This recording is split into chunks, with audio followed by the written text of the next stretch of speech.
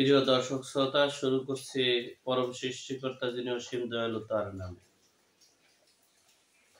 আজকের বিষয় আনসারদের এক দফায় এক দাবি নিয়ে দেশের যে করুণ পরিস্থিতি, এতে অন্তর্বর্তীকালীন সরকার বিপদের সম্মুখীনে আছে বলে আমাদের রাজনীতির বিশ্লেষণে ধারণা করা যাচ্ছে।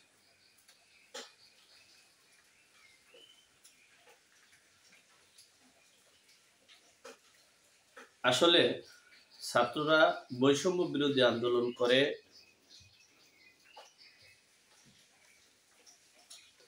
বিজয় এনেছিল। সেই বৈষম্য বিরোধী আন্দোলন করে যে বিজয় এনেছে, সেই বিজয়কে ছাত্রদের ধরে রাখার জন্য এবং নতুন বাংলাদেশ গড়ার লক্ষ্যে অন্তর্বর্তীকালীন সরকার গঠন করা হয়েছে। তারা একটা নির্দিষ্ট সময়ের রোডম্যাপ দিয়ে দেশের সংস্কার সর্বসেক্টরে যতটুকু সম্ভব সংস্কার করে সকল রাজনৈতিক দলের অংশগ্রহণমূলক নির্বাচনের মাধ্যমে জনগণের প্রত্যক্ষ বলে যারা নির্বাচিত হবেন তাদের কাছে ক্ষমতা হস্তান্তর করে দেওয়ার প্রতিজ্ঞাবদ্ধে ক্ষমতায় বসানো হয়েছে। যাই হোক, ছাত্রদের আন্দোলনে যারা শহীদ হয়েছেন তাদের প্রতি সমবেদনা, যারা এখনো অসুস্থ আছেন, হাসপাতালে আছেন, সকলের প্রতি দুঃখ প্রকাশ করছি। যে বিষয়টা বলতে চেয়েছিলাম, এই অন্তর্বর্তীকালীন সরকারে যারা বসছেন তাদের চেহারা, সুরত, গেটআপ, যোগ্যতা সম্পর্কে আমি বলতে চাচ্ছি না। তাদের সব দিক দিয়ে সর্বোচ্চ যোগ্যতা আছে। তবে যে চেয়ারগুলোতে বসছেন সেই চেয়ারগুলো হলো রাজনৈতিক অঙ্গনের চেয়ার। ওখানে রাজনৈতিক অভিজ্ঞ ব্যক্তিরা বসার স্থান, কিন্তু যারা বসছেন তারা কিন্তু রাজনীতির সাথে সম্পৃক্ত নয়, এমন লোকগুলো ওই চেয়ারে বসে নাই। সুতরাং একটু অবস্থান, যে কোনো বিষয়ে সিদ্ধান্ত নিতে হলে রাজনৈতিক শীর্ষ নেতাদের পরামর্শ, সেটা বিএনপির হতে পারে, জাতীয় পার্টির হতে পারে, চরমোনাইয়ের হতে পারে, আওয়ামী লীগেরও হতে পারে। আওয়ামী লীগও তো এদেশের নাগরিক এবং জনপ্রতিনিধিত্ব করছে তারা। হ্যাঁ, যে অপরাধ করছে, যিনি অপরাধের সাথে সম্পৃক্ত, তাদের বিচার হবে, সর্বোচ্চ বিচার হোক, অসুবিধা নেই। তাই বলে দল তো শেষ হয়ে যায় না, দেশের নাগরিক শেষ হয়ে যায় না। দেশের এখনো 40% নাগরিক আওয়ামী লীগের জনসমর্থন। সুতরাং তাদের একটা মতামত আছে না। যাই হোক, এখন সেই দিক থেকে আমি অন্তর্বর্তীকালীন সরকারকে বলবো, বারবার আমাদের ছাত্রদেরকে ব্যবহার করবেন না। ছাত্রদেরকে ব্যবহার করে ছাত্রদেরকে হত্যা করার অবস্থানে নিবেন না। ছাত্ররা যাতে আহত হয় তাদের অবস্থান নেবেন না। এই যে হাসনাত আব্দুল্লাহ সাহেব অসুস্থ, ঢাকা মেডিকেলে আছেন, এটা তো আপনাদের জন্য, আপনাদের অযোগ্যতার কারণে এটা হয়েছে। আনসার ব্যাটালিয়নরা তাদের ব্যক্তিগত দাবি আদায়ের জন্য তারা সচিবালয় ঘেরাও করেছে। আপনারা বুঝতেছেন যে সন্ধ্যার পর তারা যখন যাচ্ছে না, তাহলে তাদেরকে একটা যে কোনো উপায়ে তাদেরকে করতে হবে, মানে তাদেরকে একটা ব্যবস্থা করাতে হবে। আপনারা নিজেদের যোগ্যতায় পারছেন না, সেটা স্বীকার করতে পারেন না কেন? আপনারা আবার আপনাদের অনেক যোগ্যতা আছে, আপনারা রাজনৈতিক 2-4 জন ব্যক্তিকে, আওয়ামী লীগের একজনকে নিতেন, বিএনপির একজনকে নিতেন, জাতীয় পার্টির একজনকে নিতেন, জামাতের একজনকে নিতেন, চরমোনাইয়ের একজনকে নিতেন, হাতে গোনা 10 জন ব্যক্তিকে ওখানে নিয়ে তাদের সাথে আলোচনা করাই একটা ফয়সালা করতেন। সেটা পারেন নাই। সেখানে আপনাদের একটা যোগ্যতার একটা হানি করতে পারেন না, যে আমাদের তো কোনো যোগ্যতা নাই, আমরা পারতেছি না। সেটা না করতে পারলে আপনারা সেনাবাহিনীর হস্তক্ষেপে সেনাবাহিনীকে বলতেন যে আপনারা এটা হ্যান্ডেলিং করে মোটামুটি শান্তভাবে এটা একটা ব্যবস্থা করবেন। সেটা আপনারা করেননি। আপনারা করেছেন কি, আপনারা এদের হাতিয়ার পেয়েছেন, আজকের শিশু আগামী দিনের ভবিষ্যৎ, আজকের ছাত্র আগামী জাতির মেরুদণ্ড। এই মেরুদণ্ডগুলোকে ভাঙার পায়তারা আপনারা করছেন। আপনারা ওদের সহজ সরলতার সুযোগ খাজিয়ে ওদের আক্রোশটাকে কাজে লাগিয়ে আপনারা মানে নিজেদের স্বার্থ হাসিল করতেছেন। আজকে ছাত্রদেরকে লেলিয়ে দিয়ে আজকে ছাত্ররা আহত হয়েছেন, হাসপাতালে আছেন। ছাত্রদের বিজয়কে আপনারা বিতর্কে ফেলেছেন।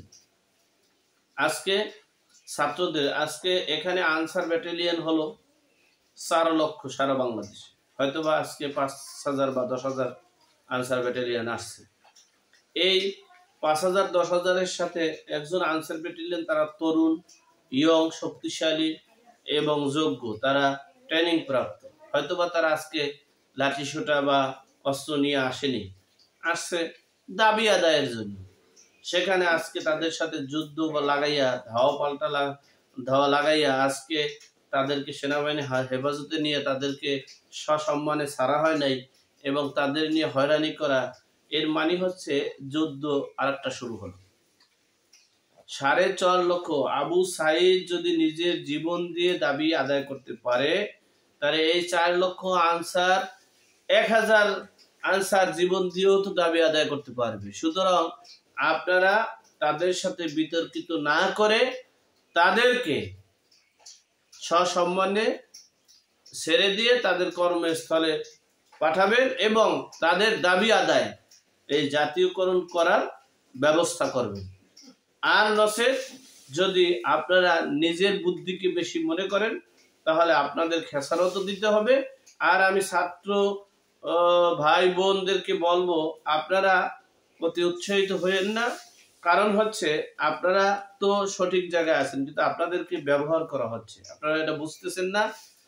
আপনাদের বিজয়কে ধূলিসাৎ করে দেওয়ার একটা পায়তারা চালাচ্ছে। সুতরাং আপনারা সব বিষয়ে, যেগুলো দরকার, আপনারা দুর্নীতির বিরুদ্ধে, কারা দুর্নীতি করেছে, লুটপাট করেছে, তাদের বিরুদ্ধে তাদের সেগুলো বের করে দেন, খুঁজে বের করে দেন। তাদের সর্বোচ্চ শাস্তি হোক, তারা যেন জীবনে কোনো নির্বাচনে অংশগ্রহণ করতে না পারে সে ব্যবস্থা করুন।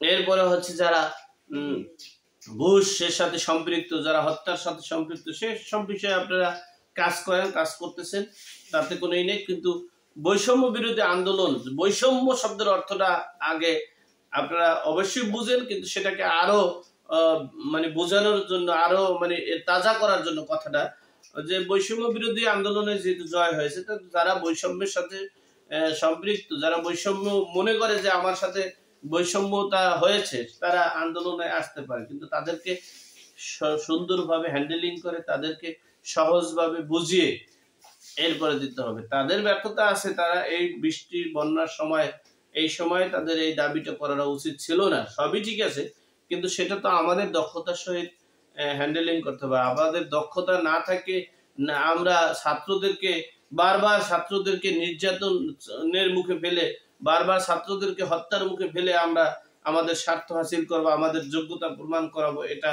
আমাদের করা উচিত নয়। যাই হোক, সর্বোপরি সকলকে বলবো, হাসনাত আবদুল্লাহ সহ যারা অসুস্থ এবং আনসারে যারা অসুস্থ ছিলেন, সকলের জন্য দুঃখ প্রকাশ করে আজকের মতো এখানে শেষ করলাম। সর্বোপরি আবারও বলছি, অন্তর্বর্তীকালীন সরকারের কাছে জোরালো অনুরোধ থাকবে, আপনারা সকল সেক্টরে সংস্কার করে একটা নির্দিষ্ট রোড ম্যাপের মাধ্যমে সংস্কার করে একটা নির্দিষ্ট সময়ে সকল দলের অংশগ্রহণমূলক ভোটের মাধ্যমে জনগণের প্রত্যক্ষ ভোটে যিনি নির্বাচিত হবেন তাদের কাছে ক্ষমতা হস্তান্তর করার একটা প্ল্যান, পরিকল্পনা এবং রোড ম্যাপ করুন। আর সর্বোপরি কথা, আবারও জোরালো ভাবে অনুরোধ করছি, বারবার আপনারা ছাত্রদেরকে ব্যবহার করবেন না, কারণ ছাত্রদের ক্ষত এখনো শুকায়নি। কারণ ছাত্ররা তো সেই ক্ষতর যন্ত্রণায় যেটাই বুঝে সেটাকে আরো বেশি বেগবান হয়, কিন্তু আপনাদের ব্যর্থতাকে ছাত্রদের ঘাড়ে উঠাবেন না। প্লিজ দয়া করে অন্তর্বর্তীকালীন সরকারের সকল উপদেষ্টাকে বলবো, আপনাদের ব্যর্থতাকে ছাত্রদের ঘাড়ে উঠিয়ে ছাত্ররা যেন অপমানিত, লাঞ্ছিত এবং ছাত্ররা যেন আহত এবং হত্যা না হয়, সেদিকে সেজন্য জোরালো অনুরোধ করছি। সকলকে ধন্যবাদ। আবার দেখা হবে, কথা হবে ইনশাআল্লাহ। সকলকে আবারও শুভেচ্ছা জানিয়ে শেষ করলাম।